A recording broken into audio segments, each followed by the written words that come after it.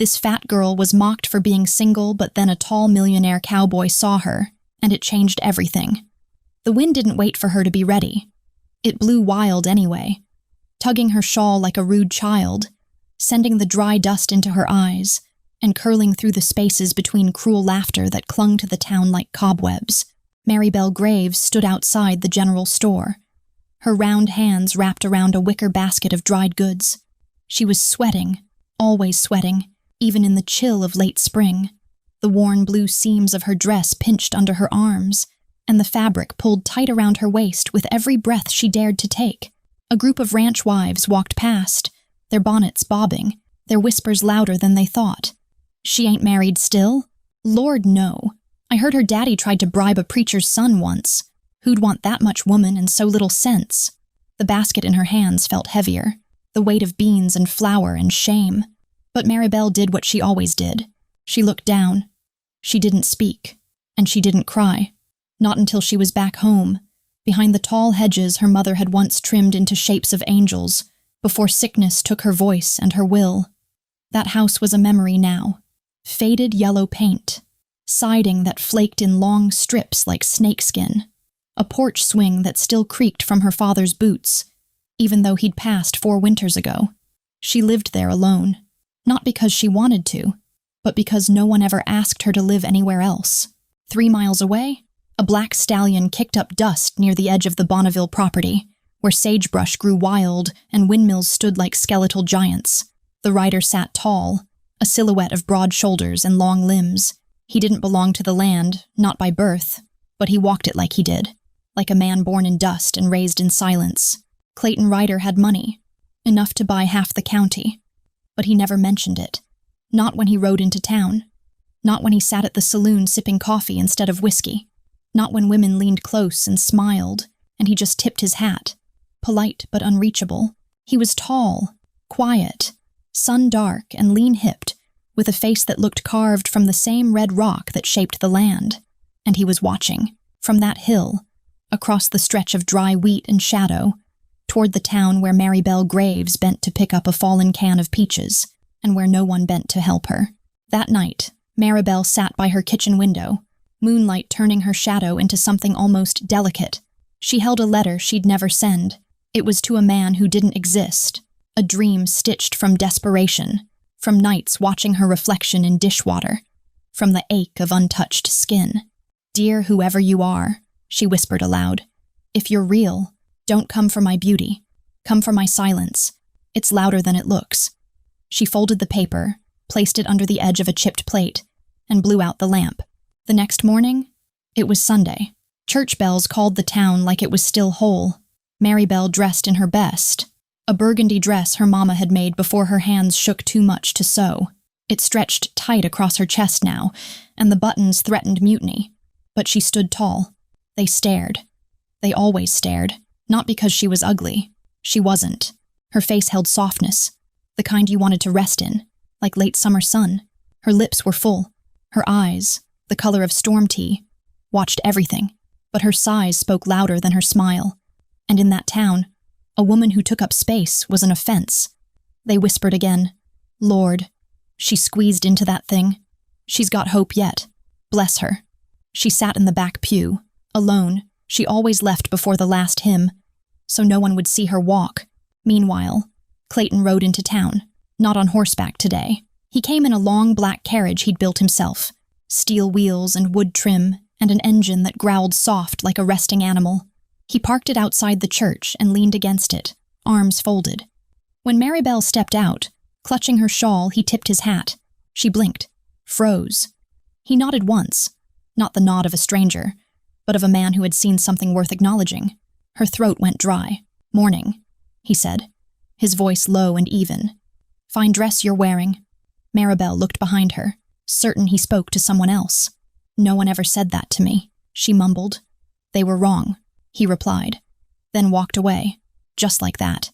That evening, she didn't sleep, not because of what he said, but because of what it did, because it didn't feel like a compliment. It felt like a door opening.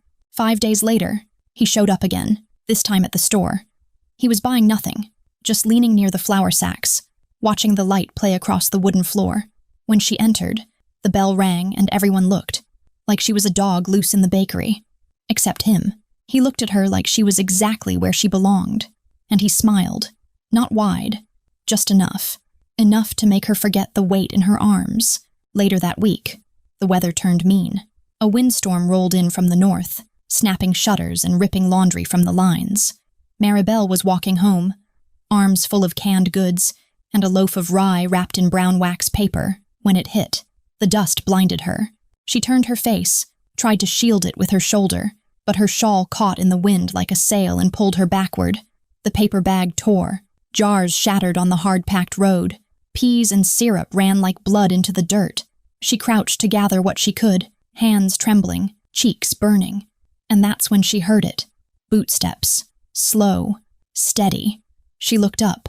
Clayton Ryder stood a few feet away. Sleeves rolled, coat open. Eyes unreadable under the brim of his hat. He didn't speak. He just knelt beside her. Picked up a dented can. Held it out. She didn't take it. "I'm fine," she muttered. "I didn't ask," he replied. Not unkindly. Just true. Her fingers brushed his as she took it, and something inside her body startled. Not in fear, but in memory. Like a part of her that had been sleeping suddenly opened its eyes. They didn't say much else, but he walked her all the way home, and when they reached her porch, he didn't step onto it, just paused at the gate, fingers resting on the latch. "I'll fix your fence," he said, like it was already decided. "It's not broken," she answered. He looked at the sagging corner, where wind had snapped the hinge clean off. "Not yet," then tipped his hat and walked away. 2 days later, the fence was fixed, not mended, transformed.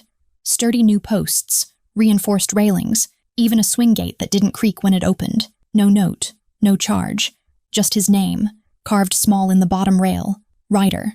She touched it, and for the first time in years, she smiled without apology. That Sunday, she wore the same burgundy dress. Let them whisper. She walked taller, and he was waiting again. Same place, same black carriage, arms folded, gaze calm. This time she nodded first. He fell into step beside her, casual, as if it were a habit they both remembered. "Folks are talking," she said, not sure why. "They always do," he replied.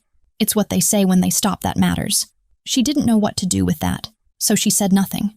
They walked 2 blocks in silence before he spoke again. "Can I show you something?" She blinked. "Where?" He gestured toward the road, out past Split Rock. "You ever seen the Bonneville Orchard?" She shook her head. "Still grows wild. No one touches it. I think you'd like it. I don't go places with men I don't know. You know my name," he said. "That's not the same." He tilted his head. "You afraid?" "Yes." "Good." She blinked again. He continued. "People who ain't afraid got nothing to lose, or they've lost everything already." She looked at him then, really looked, and said softly, "Tomorrow, after lunch." He tipped his hat, smiled, and left. The next day, she packed a basket. Apples, cold fried chicken, her mama's biscuit recipe baked fresh, and 2 lemonades in mason jars wrapped in cloth to keep cool. She brushed her hair, not because of him, because of her, and when his carriage pulled up, sleek, dustless, proud, she stepped in like she belonged there. Out at Bonneville, the orchard was wild, yes, tangled branches and unpruned rows, but the fruit grew full, gold-skinned and heavy. He led her down a path no one else seemed to know. There was a stump by a still pond, ringed with cattails. A turtle blinked slow on a rock. They sat. He didn't speak first, let her fill the air if she chose. She didn't, not right away. But after the meal, when he leaned back and looked at the sky, she finally asked, "Why me?" He didn't flinch. Instead, he said, "Everyone else talks about you like you're a problem to solve. You don't look like a problem to me." She swallowed. "No one's ever said anything like that." "That's a shame," he said. "You make stillness feel like music." "Back in town?" The whispers got louder. Some men laughed. "What's Ryder want with her?" Some women hissed. "Must be desperation." But the strange part? She didn't care. Not this time. Not after he'd told her she had music in her silence. 2 weeks passed. They met often now, but never in town. He'd come by in the evening, just as the sky turned gold and the birds quieted. He'd lean on the fence while she watered the petunias. Sometimes he'd bring her strange gifts, a book of poems in leather binding, a music box carved with wild horses, or once, just once, a pair of soft gloves that fit her hands like someone had measured her in sleep. She never asked why. He never explained. The nights became gentle, the wind warm. Even her house, that tired yellow husk, began to feel lived in again, laughed in, touched by something good. Then came the invitation.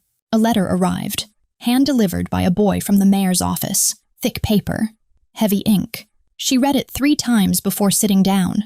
The town was holding its founder's jubilee, a festival of speeches, dances, and ribbon pies, and she was invited, not just as a guest, as a judge for the pie competition. Her first thought was, mistake. Second thought, mockery. Third thought, was his voice in her mind. They always talk. It's what they stop saying that matters. That night, she walked out to her porch and waited. Sure enough, his boots sounded on the gravel, and his figure appeared through the dusk. She held up the letter. They're laughing at me, aren't they? Clayton read it, then looked at her. Maybe. Then why ask me? Because they know you make biscuits so good it's a sin not to share them. She stared. You think I should go? I think you already know you're going, he said, smiling. You're just afraid. She shook her head. I don't want to be a joke. You won't be. What if I am? He stepped closer. Then I'll stand right beside you and let them laugh at me too. Her throat tightened. You're not like them, she whispered. I try not to be. Why? He paused, looked out toward the road. Because I was once the joke too. Just had enough money to change the punchline. The day of the Jubilee. The town square had never looked so full. Banners hung from windows. Fiddlers played near the steps of the old courthouse. Children ran between booths, cheeks sticky with jam and sun. Maribelle stood at the edge of it all, hands clutched, heart like a bird in her ribs. She wore a pale lavender dress, made new just for today. It flowed around her like mist. She'd sewn it herself, every stitch trembling but sure. People noticed. And for the first time, some didn't look away. Whispers, yes, but different. Still nervous, still sharp, but tinged with confusion. Why's she here? Who picked her? Who told her she could look like that? And then, he arrived. Clayton, in a dark waistcoat. No tie, hair wind-tousled, and eyes steady. He walked straight to her without hesitation, without apology, and offered his arm. She took it, gasps, stares. Even the mayor blinked, but neither of them flinched. At the pie table, she tasted 32 pies. Every bite was work, not because of the sugar, but because of the eyes watching, waiting, for her to spill on her dress, for her to get too excited, to be too much in any direction. But she didn't give them the show. She gave them quiet grace, measured notes, a gentle nod here, a soft smile there, and when she named the winner, a young woman named Elsie May with a crust like silk, the crowd clapped, not sarcastically, not pitifully, just clapped. Afterward, she sat alone on the courthouse steps, letting her feet breathe. Clayton found her there, 2 lemonades in hand. You were brilliant, he said. I was terrified. That's what makes it brave. She looked at him. Why do you keep showing up for me? He didn't answer right away. Instead, he handed her a folded piece of paper. She opened it. It was a drawing of her, sitting by the fence, watering flowers, looking away from the viewer. The light captured her softness, not as shame, but as power, the kind of fullness that held storms and stories. You drew this? I sketch. Helps me remember things. You remember me? He nodded. I saw you before I ever met you. Saw you standing tall when everyone else shrank. Her eyes burned. I don't stand tall. You do now. That night, she didn't cry when she got home. She stood in front of her mirror, and for the first time in her life, she didn't look for flaws. She looked for proof that she was still here, still whole, still worthy of the man who saw her long before the town ever did. 3 weeks after the Jubilee, the sun hung high and hot, pressing down on Maribelle's garden like judgment, but she didn't mind. Her roses were blooming, her petunias had taken root, and every morning, she walked outside barefoot just to feel the world under her feet. The town still whispered, but the tone had shifted. Some called her brave, some called her lucky, a few even called her Mrs. Ryder behind her back, though no such vows had been spoken. Yet, that morning, a rider approached. Dust kicked up as the horse slowed near her porch. Maribelle squinted into the sunlight. It wasn't Clayton. It was a girl. No, a woman. Thin, sharp, elegant in a way that didn't belong here. High boots, black gloves, hat pinned like a weapon. She dismounted with a feline grace and walked right up to the porch without hesitation. You must be Maribelle Graves.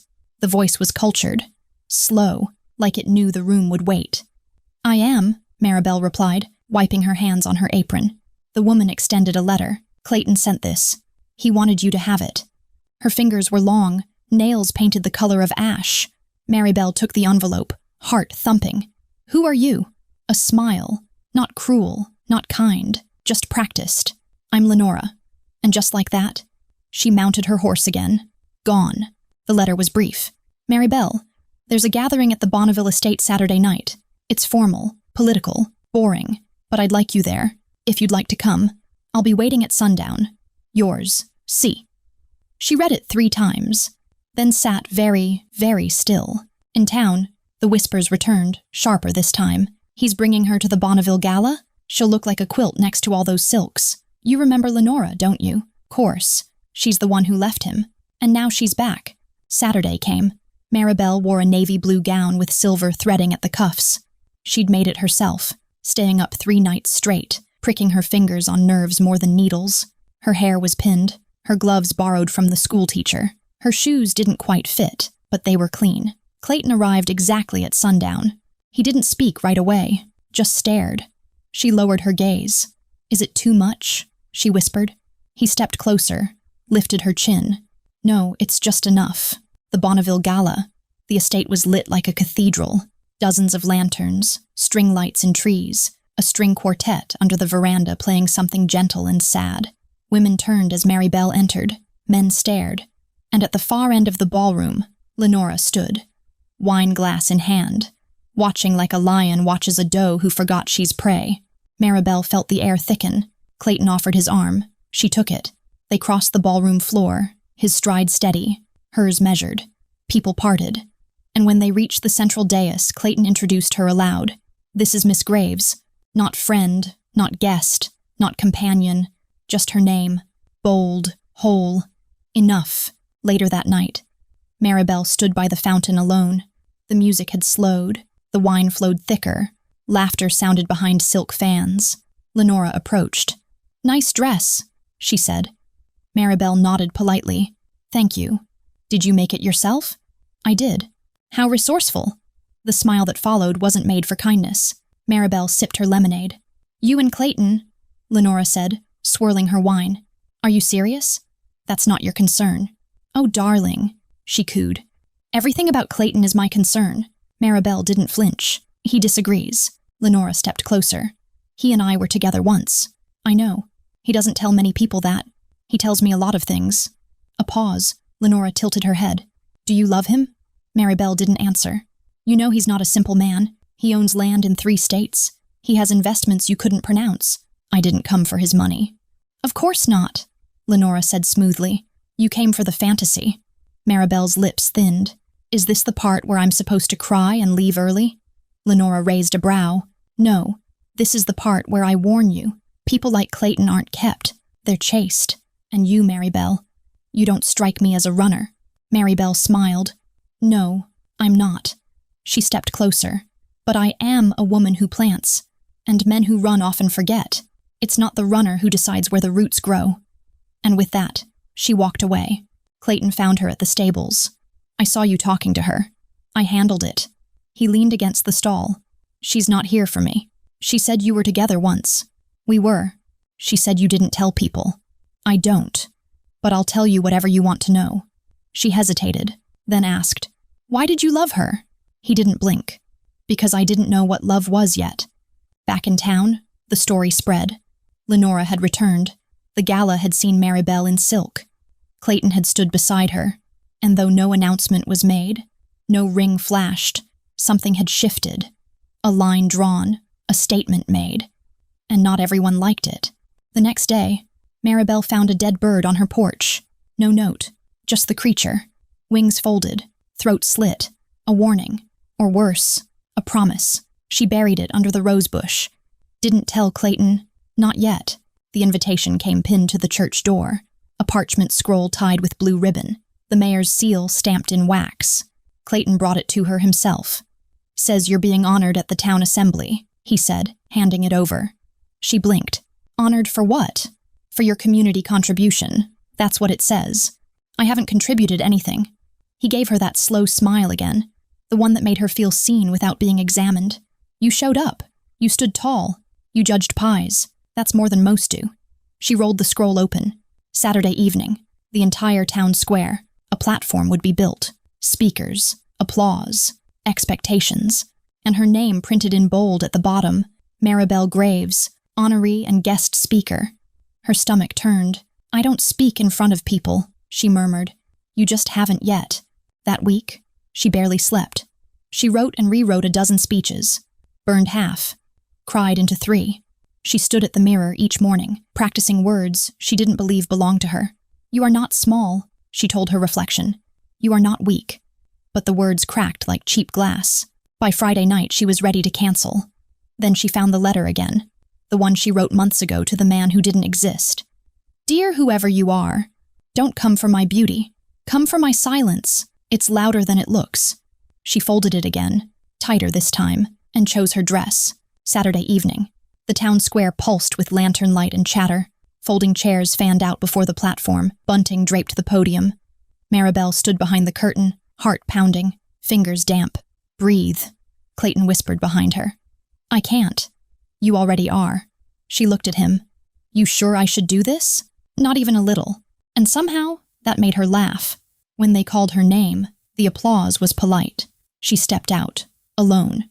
The hush was immediate. Eyes, faces, rows of expectation. She set the paper down, didn't look at it, then spoke. I know what you see, she began. You see too much, too wide, too soft, too single, too quiet, too loud, too stubborn, too emotional, too opinionated, too invisible. A ripple passed through the crowd, and for a long time I thought I had to earn space, that I had to shrink in order to be acceptable, that the world only had room for women who took up less air. She paused, looked at the horizon. But someone once told me, stillness can be music. She smiled, and lately I've been hearing it. The applause was not polite. It was stunned, staggered, and then rising, real, hands slapping palms like they were waking something. But that night wasn't done.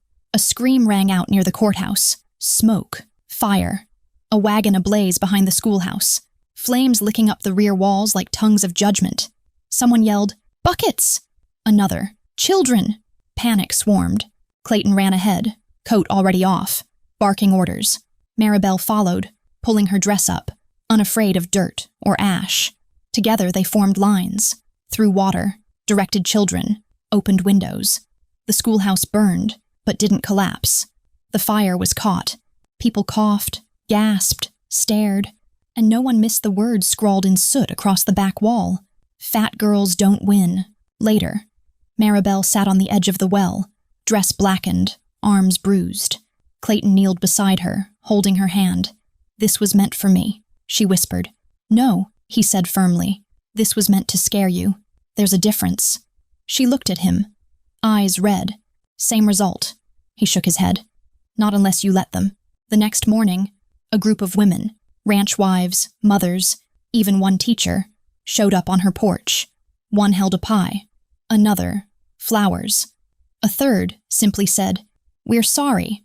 Maribelle didn't invite them in, but she didn't turn them away either. They sat on the porch steps, shared stories, passed slices, and when the silence came, it didn't feel heavy. It felt earned. That night, Clayton showed up late. He was quiet, more than usual. What is it? She asked. He held out a letter, her name on it. The seal was gold, from the Council of Landowners and Representatives of West Bonneville. She opened it slowly, read, stopped, read again. Her hands shook. You've been selected, Clayton said softly, to represent the town at the State Assembly. Women's Voice delegation. You're to speak about your experience here, and about policy on public protection. I can't. You already did. She swallowed. I'm not a politician. You're a symbol. No, she whispered. I'm a woman with scars. Good, he replied, because men with power don't need another polished statue. They need someone who bleeds and stands anyway. The train station smelled of iron and goodbye. Maribelle stood on the platform with her case in one hand and a leather notebook pressed to her chest. It held her speech. 12 pages, front and back, written by candlelight with the weight of 1,000 unspoken women behind every sentence. Clayton stood beside her, not touching, not holding, just near. Close enough that if she wavered, he'd catch her. But she didn't waver. "I won't be long," she said. He nodded. "I know." She searched his eyes for something. Panic, doubt, need. But he was steady. Still water. And that unsettled her more than if he'd begged her to stay. "Will you be here?" she asked, softer now. "When you come back?" "Where else would I be?" The journey took 3 days. She shared a train car with a woman named Delilah from Cedar Bluff, who sold soap and read poetry aloud when the wheels rattled too loud to sleep. They talked about marriage, about shape, about shame. Maribelle found herself telling the story of the pie contest, the fire, the girls on her porch. By the 3rd night, Delilah touched her hand. "You don't need a platform," she said. "You are one." The state assembly hall was taller than a church. Maribelle stood in the echo of her own breath. The crowd was bigger, the seats darker, the stakes higher, and still, she did what she always did. She spoke softly, but this time the silence leaned in. "I was not born to be brave," she began. "I was born fat, and in the eyes of my town, that was the same thing. Laughter, but not cruel, warm, recognizing." She went on, talked about the weight of doors that don't open, the way girls learn to shrink without being told, how even kindness can feel like a spotlight, and how one man didn't rescue her. He saw her, and that changed everything. They stood for her. A full minute of standing applause. Some women wept. One man shouted, "Let her run for governor!" She laughed, but in her chest, a small ache formed, because he hadn't written. Not once. Back in Bonneville, Clayton stared at the letter he hadn't sent, not because he didn't know what to say, but because what he wanted to say felt too small. "I miss you" wasn't enough. "I need you" felt selfish, and "I love you." Well, that one scared him most of all, because once said, it could not be unsaid, and he'd rather live in the ache of longing than the risk of not being enough. A week passed. Maribelle stayed longer than expected. They asked her to speak again, at a university, then at a women's union. She agreed, not for ego, not even for cause, but because for the first time in her life, people listened when she spoke. She wrote to Clayton twice. Short notes, updates. He didn't reply. One night, she stood by the hotel window, rain tapping like fingers trying to get in. She pressed her palm to the glass. "Why aren't you calling me home?" she whispered. But the wind answered, not him. Meanwhile, back in Bonneville, Lenora returned. Again, slick as oil, but quieter this time. She found Clayton at the stable, brushing down his horse. "You heard from her?" He didn't look up. "Not recently. You miss her?" He gave her a glance. "Yes," she nodded. Sat on a nearby bench. "You never missed me." "I did. Just not the way you wanted." "A beat. She's too good for this place," Lenora said. "She's exactly what this place needs." "I meant you." Clayton paused. "No, she's what I need." And that ended the conversation. Maribelle came back, 3 weeks later, quietly. No parade, no banners, just a suitcase and tired eyes. She walked up the dirt path to her porch. The fence still held his carving, RYDER. The swing still creaked, but no one waited. No one stood at the gate. She let herself inside, set her bag down, and sat in the dark. The next morning, she found a package on the porch, wrapped in brown paper, no note. Inside, a single pair of gloves, the soft kind, her size. She knew what it meant. He hadn't forgotten. He just didn't know how to begin again. She found him in the orchard, same stump, same pond, same stillness. He didn't rise when she approached, just looked up. Their eyes met. No apology, no anger, just time. Worn and waiting. She sat beside him. Neither spoke for a while. Then she whispered, "I missed your silence." And that broke him. His shoulders dropped. His breath caught. And for the first time in weeks, he said the thing he'd swallowed every night since she left. "Maribelle, I love you." She leaned into him, softly, completely, and replied, "I know. I always knew. I just needed to know you knew too." Spring came early. The orchard at Bonneville burst in full bloom by the end of February, weeks before the usual thaw.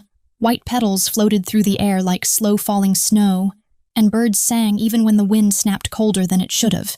People whispered that the land was blessing her, Maribelle, because since she'd returned, things were different. The school finally hired a second teacher, a woman she'd recommended. The bakery stopped charging girls by the slice, and instead offered open table hours for those who couldn't afford to eat. A quiet revolution, the mayor called it. But not everyone used the word quiet kindly. Clayton and Maribelle lived separately still. Her house, his land, but their lives braided. He ate supper at her porch most nights. She rode out to help in his fields on Sundays. They didn't label it, didn't rush it, but something in the way he looked at her while she buttered cornbread, and something in the way she smiled when he picked a flower and tucked it clumsily into her braid. It was real, and everyone saw it. Then came the first letter. It arrived at Clayton's barn, sealed in wax, signed with a name he hadn't heard in years, Baker E. Granger, the cattle baron. Clayton read it once, then again, his jaw clenched tighter each time. He didn't tell Maribelle, not yet. 2 days later, Granger came to town, slick as oil, tall, loud, dressed like money and smelling of something more expensive than soap. He walked into the saloon like it was still his, like the years hadn't passed, and the land wasn't changing under his boots. People watched. Maribelle saw him from across the street. She didn't know who he was, but something about the way he smiled made her want to lock her doors. That night, Clayton knocked on her door. He looked tired. "Need to talk," he said. She nodded, brewed tea. Then he told her Granger had once tried to buy the Bonneville estate. Before Clayton, tried, and failed. He wanted the water rights, the land, the reputation. Now he was back, with lawyers, with claims, with threats. "He says I never had a full claim to the lower acres," Clayton said. "Wants to drag me into court. Is it true?" Clayton looked her in the eyes. "Maybe, on paper. It's murky. But morally?" He nodded. "It's mine. I've worked it, protected it, paid the taxes, fixed every damn fence. Then we fight." Weeks passed. Granger began buying out the neighbors, quietly, ranchers who were behind on payments, shopkeepers needing loans. He offered help, with strings. Soon he held more influence in town than the mayor. And then, he set his sights on the school, said it was underperforming, said it needed private oversight, offered to donate funds for expansion, if his board chose the new principal. Maribelle stood in front of the town council and said, "This man doesn't want to help. He wants to own." They voted 3-2 in favor of Granger. She left the hall without speaking. Clayton grew angrier. Not loud, just tighter, sharper. He rode harder, drank more coffee, slept less. Maribelle saw it in his shoulders, the way they curled slightly now, as if he carried something no one could lift off. One night, she touched his hand across the table. "You're not alone. I feel like I'm failing." "You're not." He looked at her then. "I don't know how to be the kind of man you deserve, when men like him can take so much with so little." "You don't have to be perfect," she whispered. "You just have to stay." Then came the article, printed in the Bonneville Gazette, front page.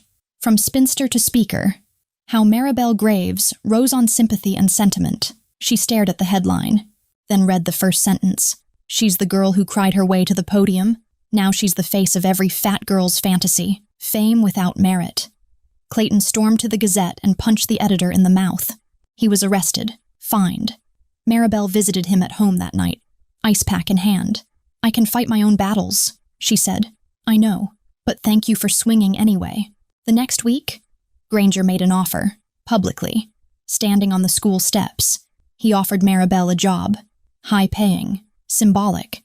"A figurehead position," he called it, "in honor of your inspiring rise." She looked him dead in the eye. "I'm not for sale." "Everyone is," he said quietly. She smiled. "Then you've never met someone like me."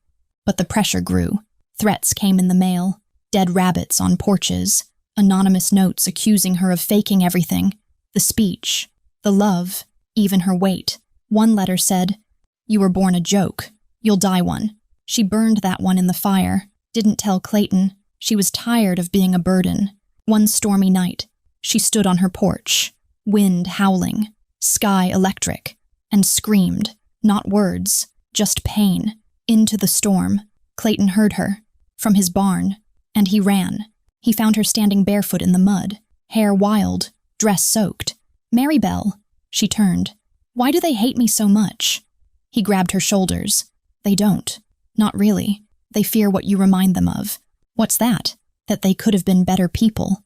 She collapsed into him, and they stood there, in the storm, holding each other like the last dry tree in a flooded field.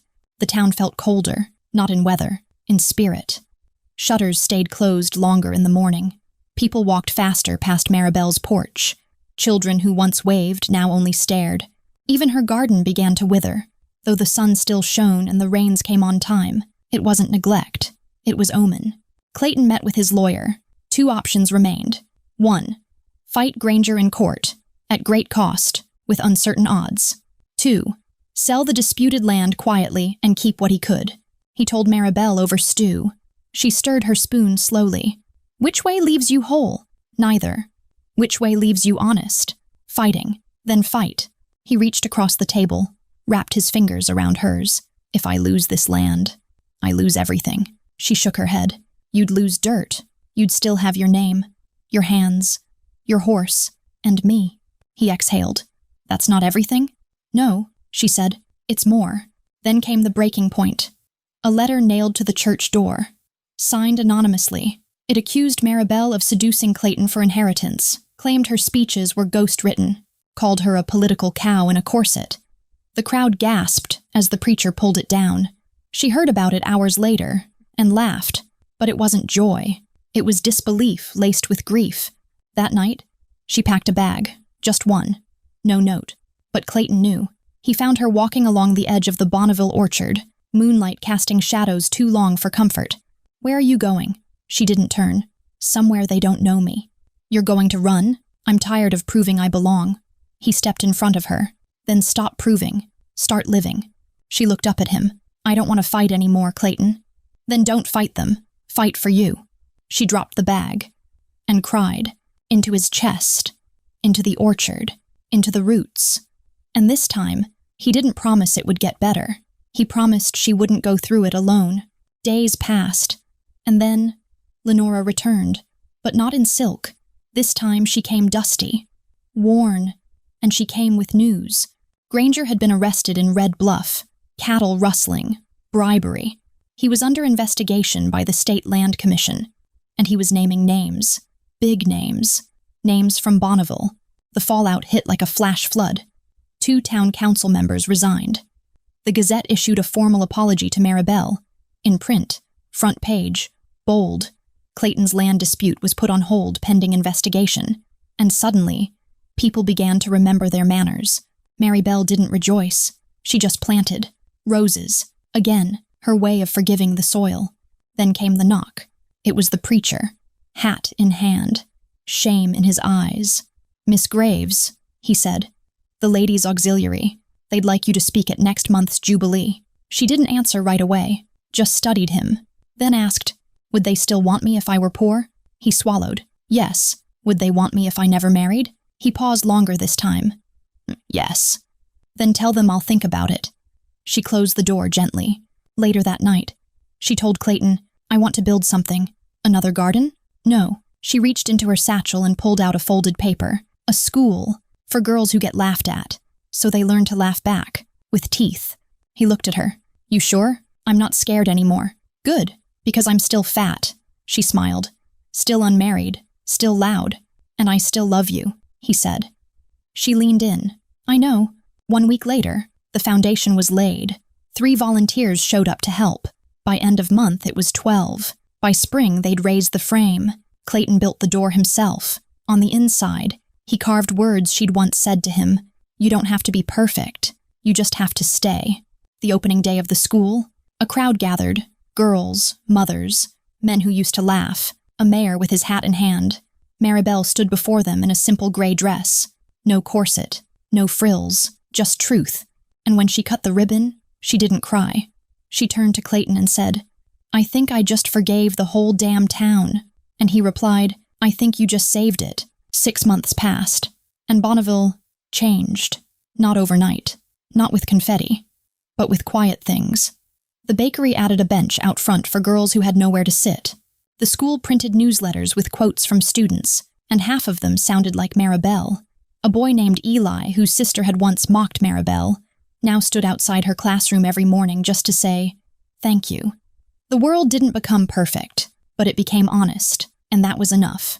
Clayton kept his distance, not out of coldness, out of respect. He still brought her supper on Thursdays, still fixed the barn when the roof leaked, still looked at her like she was the only flame he'd ever want to warm his hands over. But he didn't press, didn't propose, didn't ask her to move in, and that confused her until she understood. He wasn't waiting for her to say yes. He was waiting for her to want to. Then came the school inspection. A state official, sharp suit, thin glasses. He walked through the classroom, nodding, tapping, writing in a leather-bound book. At the end, he approached Maribelle. "You're the founder?" "Yes. Your license is unconventional." "I've been called worse." He cracked a smile, then handed her a form. "Permanent charter status. Approved." She blinked, stared. "Wait, that means," he nodded. "You're official now, and fully funded." She sat down, hard. The kids gathered, and she laughed, big, loud, unapologetic, a sound like thunder dressed in sunlight. That night, Clayton showed up with a basket. Not food this time. Wood. Carved. She opened it. Inside, a plaque. Simple. Beautiful. It read, "Graves School for Girls Who Know Their Worth." Her eyes welled up. She looked at him. "Did you name it?" He shook his head. "No, you did. The first day I met you." Days later, a letter arrived from a publishing house. They'd read her speech. They wanted to print her words as a book. She almost said no, then thought about every girl who still whispered. She said yes. Weeks passed, and the question began to stir in her again. Not if she loved Clayton. She did, with her whole, wide, worn-in heart. The question was she ready to be loved that deeply in return? To be seen in all seasons? To be chosen without needing to earn it? She visited him one evening. No basket. No excuse. Just herself.